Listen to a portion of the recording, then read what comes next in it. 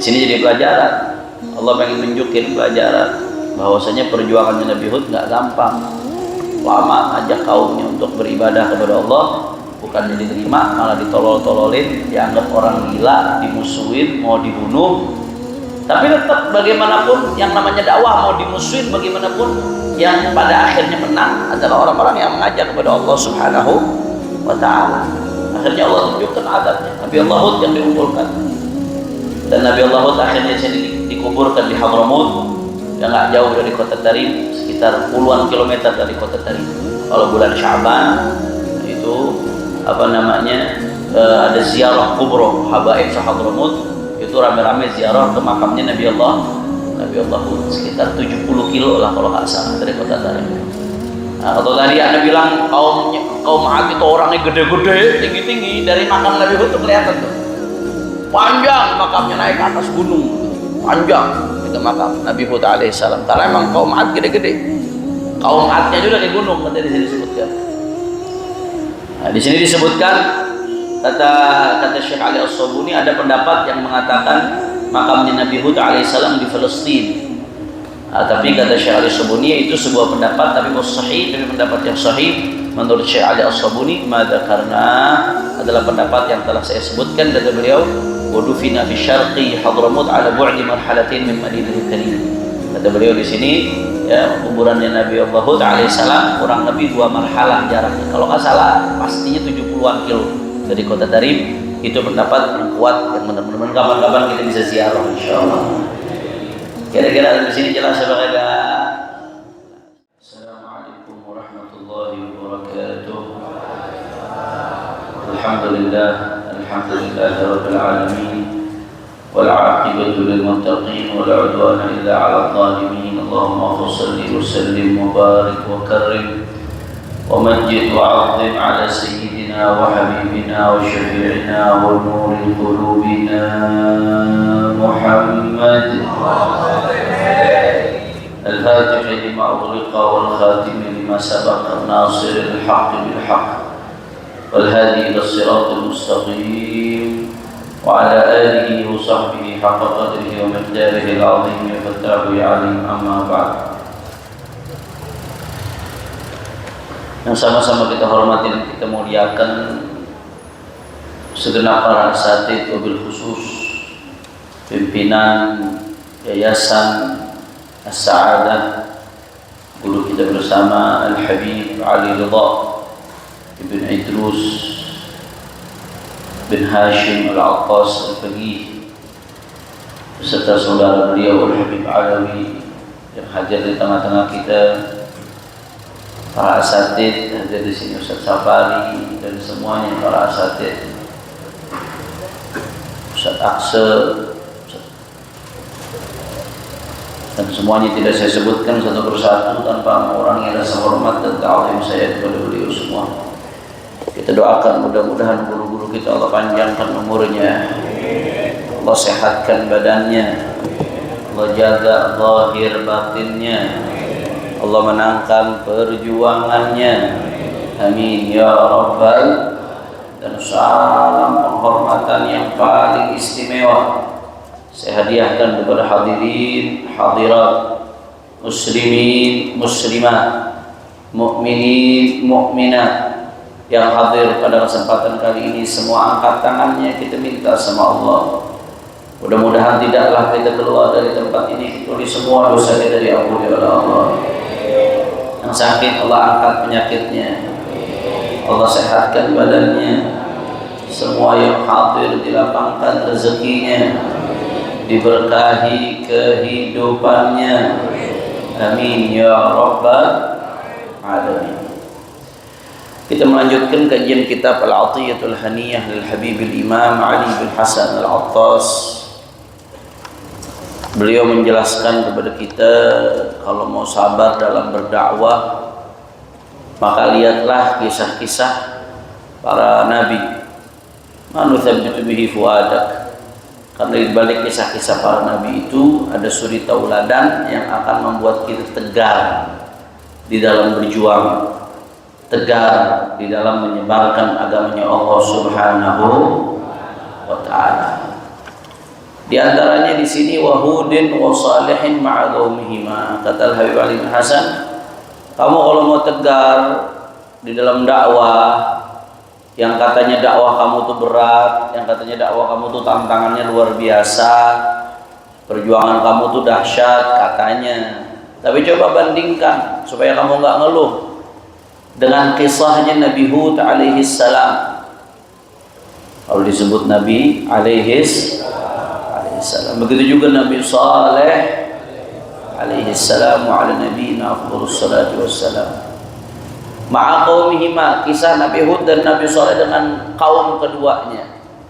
Ini kesempatan nih, habis ini nanti beliau nyebutin nabi. Jadi di setiap menyebutin nama nabi ada kesempatan kita buat nelaah kisah-kisahnya para nabi yang banyak hikmah di balik kisah-kisah para nabi luar biasa. Di Al-Quran Allah nyeritain tuh, wa ila adin aqahum huda qala ya qaumi ibudullaha ma lakum min ilahin ghairuhu wa fala tattaqun. Disebutkan kisah Nabi Hud ini disebutkan di Al-Quran sampai 7 kali oleh Allah Ta'ala. Ya, ada yang disebutkan dalam surat Al-A'raf, ada yang disebutkan dalam surat Syu'ara. Bahkan di Al-Quran ada satu surat full namanya surat Hud. Sampai itu saking luar biasanya Nabi Allah Hud alaihissalam, sampai ada satu surat di Al-Quran utuh diberi nama dengan surat Hud. Biasanya kita di Hadramut kalau ziarah Nabi Allah Hud alaihissalam, ya, di bulan Sya'ban, ziarah kuburnya itu diantaranya yang dibaca surat Hud ini, saudara. Nanti kita akan uraikan insyaallah. Nabi Allah Hud alaihi salam Allah utus ke kaum 'Ad namanya. Makanya disebutkan kadzabat 'adun al-mursalin id qala lahum akhuhum Hud ala tattaqun. Ketika Nabi Allah Hud alaihi salam yang merupakan saudara mereka mengatakan kepada mereka, alla tattaqun, tidaklah kalian takut kepada Allah Subhanahu wa taala. Tapi kaum 'Ad malah mendustakan Nabi Allah Hud alaihi salam. Jadi Nabi Allah Hud diutus kepada kaum 'Ad. Ini kita wawasan-wawasan keislaman yang kita mesti tahu nih. Nah, jangan kadang-kadang orang sekarang berkaitan dengan artis tahu, yang berkaitan dengan pemain bola tahu, Cristiano Ronaldo manakibnya apa, mulai dari awal main di Sporting Lisbon, habis itu pindah ke MU, dapat Ballon d'Or sekali di MU, pindah lagi ke Madrid. Di Madrid golin banyak, 450 lebih. Balik lagi habis itu pindah ke Juve. Dari Juve pindah lagi ke MU, ribut sama pelatih, dipecat, sekarang ke Al-Nassr. Wah, hafal bet. Jadi jangan sampai kita hafal orang-orang sekarang, kita hafal tapi kisah-kisah para nabi udah tahu. Jangan sampai begitu tuh. Karena banyak ibrah. Al-Quran itu banyak sekali, mungkin sepersekian dari Al-Quran itu isinya kisah-kisah para nabi. Saking luar biasanya ibrah pelajaran yang bisa diambil dari kisah-kisahnya para nabi. Diutus ke kaum apa? Kaum 'Ad. Nabi Hud diutus ke kaum 'Ad. Kaum 'Ad itu termasuk kabilah-kabilah Arab lama. Ya, ada istilahnya Arab itu ada 'aribah, ada musta'ribah. Kalau Nabi Ismail ke belakang disebutnya musta'ribah. Kalau sebelum Nabi Ismail disebutnya 'aribah. Nah, Nabi Hud ini termasuk kaum 'Ad ini termasuk musta'ribah, kabilah-kabilah Arab yang lama sebelum Nabi Ismail alaihi salam. Dia termasuk cucunya Sam bin Nuh. Kaum 'Ad itu termasuk cucunya Sam bin Nuh. Dinamakan kaum 'Ad karena salah satu kakeknya namanya 'Ad. 'Ad bin Awad bin Aram bin Sam. Cucunya Sam bin Nuh itu. Nah, Nabi Allah Hud alaihi salam diutus ke kaum 'Ad. Kaum 'Ad ini adanya di Yaman. Ya, di Ardul Ahqaf. Ahqaf itu sebutan lain buat Yaman. Ardul Ahqaf di arah Yaman. Dia adanya di utara Hadramut, tegak shimal Hadramut, kata ulama.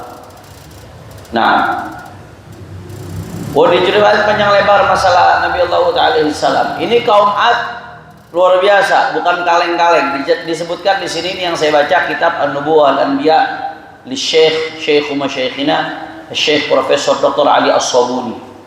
Jadi kalau yang pengen tahu, Beb baca kisah-kisah para nabi, kalau yang ngerti bahasa Arab, di mana yang bagus di antara kitab yang sangat direkomendasikan, judul kitabnya An-Nubuwah wal Anbiya. Jadi Syekh Ali As-Sabuni satu kitab khusus, beliau menjelaskan dulu awal konsep An-Nubuwah, konsep kenabian seperti apa, supaya kita paham bagaimana sebagai seorang mukmin memahami konsep kenabian dan kerasulan. Setelah itu baru kisah-kisahnya para nabi, mulai dari nabi-nabi ulil azmi, baru nabi-nabi yang berikutnya yang selain ulil azmi. Panjang lebar tuh di Nubuwah wal Anbiya, luar biasa. Ya. Itu Syekh Ali As-Sabuni. Dan di situ Syekh Ali As-Sabuni ini selektif. Karena kalau kita nggak hati-hati baca kisah-kisah para nabi terdahulu, kadang-kadang banyak disusupin riwayat-riwayat Israiliyat. Riwayat-riwayat yang datangnya sumbernya dari Bani Israel. Riwayat-riwayat Israiliyat tuh banyak yang nggak valid, banyak yang nggak bisa dipertanggungjawabkan kebenarannya, bahkan banyak yang jelas-jelas keliru. Nah, kalau baca kitab Syekh Ali As-Sabuni ini An-Nubuwah wal Anbiya, beliau sangat selektif, ya nggak gampang nelan mentah-mentah riwayat-riwayat, apalagi yang Israiliyat disaring betul sama beliau tuh, makanya aman. Kitab apa namanya An-Nubuwah wal Anbiya di Syekh Ali As-Sabuni. Nah, di sini disebutin nih, itu yang namanya kaum 'Ad, wah luar biasa, asyidda, akuya, orangnya kuat-kuat. Allah Ta'ala zadahumullah bastatan fil jismi, Allah kasih kelebihan badan. Mereka itu badannya tinggi-tinggi luar biasa. Itu saking tingginya badan mereka disebutkan, ya, badannya kuat, tinggi, keker. Idza masyaw al-ard tahtaz'ar tahta aqdamihim li thiqalihim. Kaum 'Ad itu kalau udah jalan di atas bumi, itu bumi bergetar, saking beratnya badannya. Nah, kalau sekarang kan ada Ultraman. Ultraman kan gede-gede tuh, kalau berantem sama musuh-musuhnya, kalau jalan bergetar di filmnya tuh. Nah, itu dongeng, bohongan. Ini beneran. Itu disebutkan kaum 'Ad itu saking gede-gedenya badannya, kalau jalan tuh bumi bergetar. Ka'annahumul jibal li fartutulihim. Sama ulama disebutin saking tingginya seolah-olah mereka tuh gunung. Badannya kayak gunung. Luar biasa, Allah kasih kenikmatan yang lebih. Ya bununul gusur fakhma asy-syamikhah. Jadi kalau orang sekarang bangga dengan bangunan-bangunan tinggi pencakar langit, dulu kaum 'Ad bagi mereka tuh rumah-rumah kecil. Bangunan-bangunan yang kita lihat di Jakarta nih, itu kaum 'Ad udah bangun begitu dulu, bangunan-bangunan tinggi pencakar langit.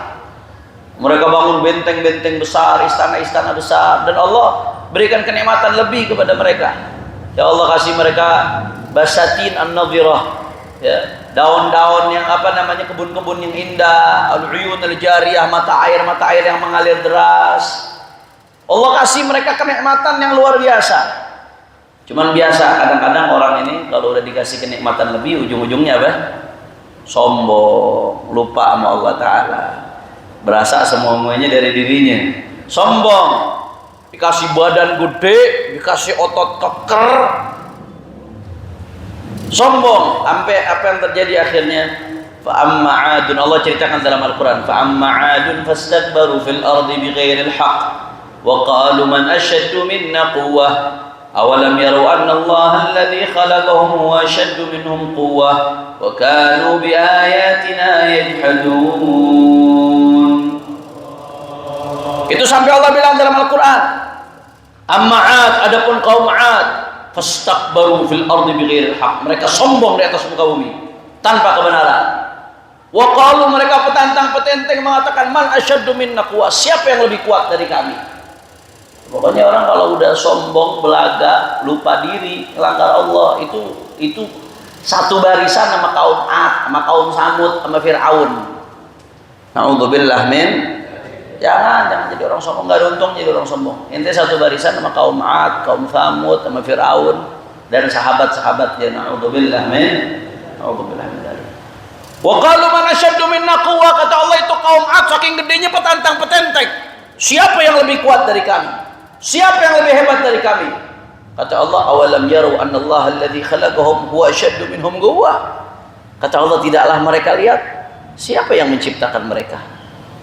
Kalau mereka merasa kuat, bukankah yang menciptakan mereka itu lebih kuat? Siapa yang menciptakan mereka? Orang kompak suaranya. Siapa yang menciptakan mereka? Kata Allah, awalam yarau annallaha alladzi khalaqahum huwa asyaddu minhum quwwah.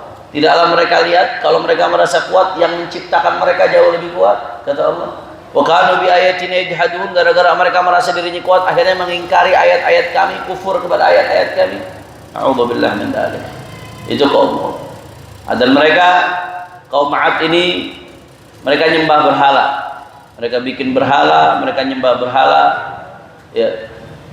Dan setelah kejadian Nabi Nuh, zaman Nabi Nuh kan banyak penyembah berhala tuh, diajak sama Nabi Nuh untuk beriman kepada Allah. Habis itu dibersihin tuh dengan banjir bandang. Setelah itu sempat bersih tuh, nggak ada penyembah berhala. Nah kaum 'Ad ini yang mulai nyembah berhala lagi. Jadi habis dibersihin sama Allah zaman Nabi Nuh, dia lagi yang mulai. Jadi sekarang nih siapa-siapa yang nyembah berhala, kaum 'Ad dapat dosanya tuh. Karena dia lagi yang mulai nyembah berhala setelah kaum Nabi Nuh. Karena kaum Nabi Nuh didusin. Itu disebutin dalam tafsir Ibnu Katsir. Mereka punya 3 berhala utama, namanya Soda, Subuda, sama Hara. Itu 3 berhala utama mereka yang mereka sembah. Udah diwanti-wanti sama Allah Ta'ala, jangan nyembah berhala, jangan nyembah berhala. Melalui Nabi Hud alaihi salam diingetin, disuruh beriman sama Allah, dikasih tahu hati-hati dengan azab Allah. Diingetin tuh, lihat dulu Nabi Nuh. Jadi mereka tuh tahu kejadian sama kaum Nabi Nuh. Diingetin, lihat dulu kaum Nabi Nuh bagaimana mereka dibinasakan sama Allah Ta'ala. Itu sama Nabi Hud dipakai buat mengingatkan mereka. Jadi Nabi Hud ini jatuhnya setelah Nabi Nuh, karena Nabi Hud menggunakan cerita kaum Nabi Nuh yang dibinasakan oleh Allah Ta'ala untuk nakutin kaumnya supaya takut sama Allah Ta'ala. Bahkan Nabi Hud ini mengingatkan, Nabi Hud ini ikhlas mengingatkan mereka supaya beriman sama Allah. Nabi Hud nggak minta uang sama mereka, nggak minta bayaran sama mereka. Nabi Hud nggak minta balasan dari mereka. Apa yang terjadi akhirnya? Dikasih tahu baik-baik, dikasih nikmat sama Allah Ta'ala, bukannya bersyukur malah sombong. Mereka ngelawan Nabi Allah Hud alaihissalam.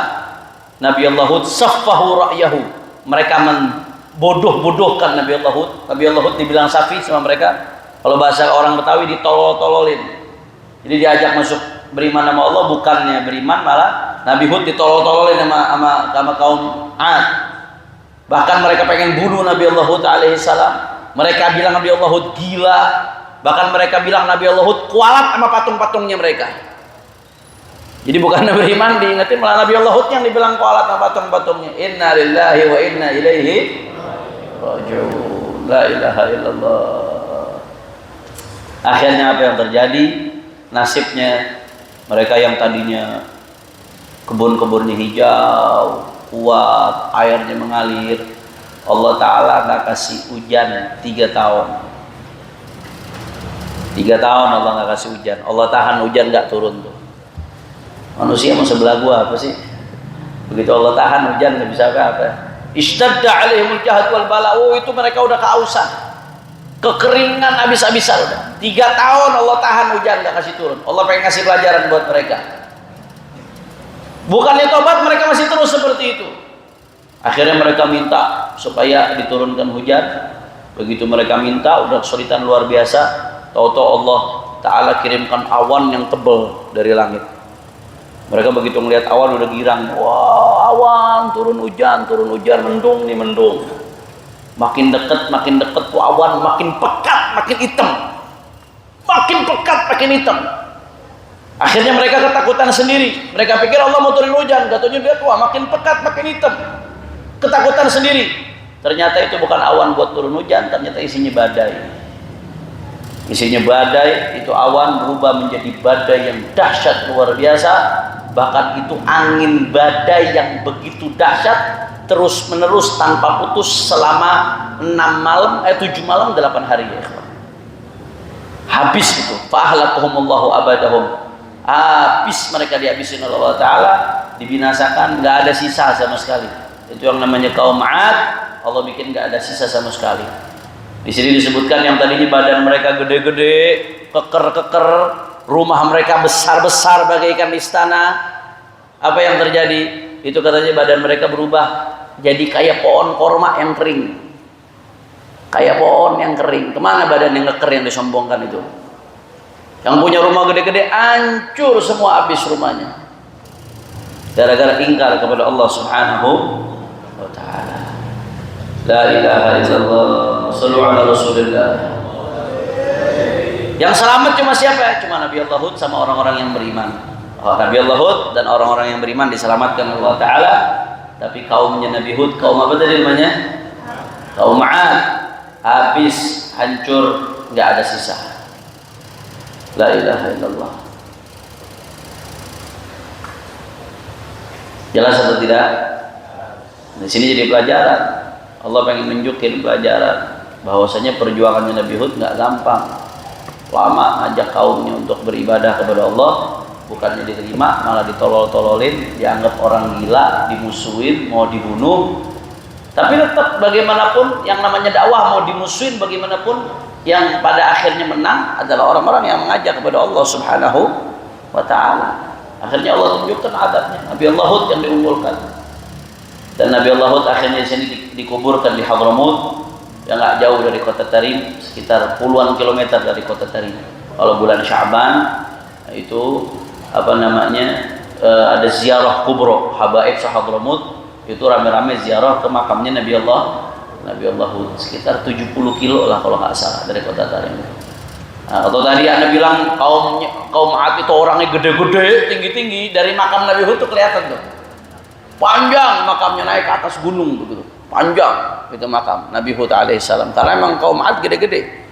Kaum 'Ad-nya juga kayak gunung, kan di sini disebutkan. Nah, di sini disebutkan kata Syekh Ali As-Sabuni, ada pendapat yang mengatakan makamnya Nabi Hud alaihissalam di Palestina. Tapi kata Syekh Ali As-Sabuni itu sebuah pendapat, tapi sahih, tapi pendapat yang sahih menurut Syekh Ali As-Sabuni karena adalah pendapat yang telah saya sebutkan. Kata beliau, wadufina fi syarqi Hadramut ala bu'di marhalatin min Madinatil Karim. Kata beliau di sini, ya, kuburannya Nabi Allah Hud alaihissalam kurang lebih 2 marhalah jaraknya. Kalau nggak salah pastinya 70-an kilo dari kota Tarim. Itu pendapat yang kuat, yang benar-benar kapan-kapan kita bisa ziarah insyaallah. Kira-kira di sini jelas apa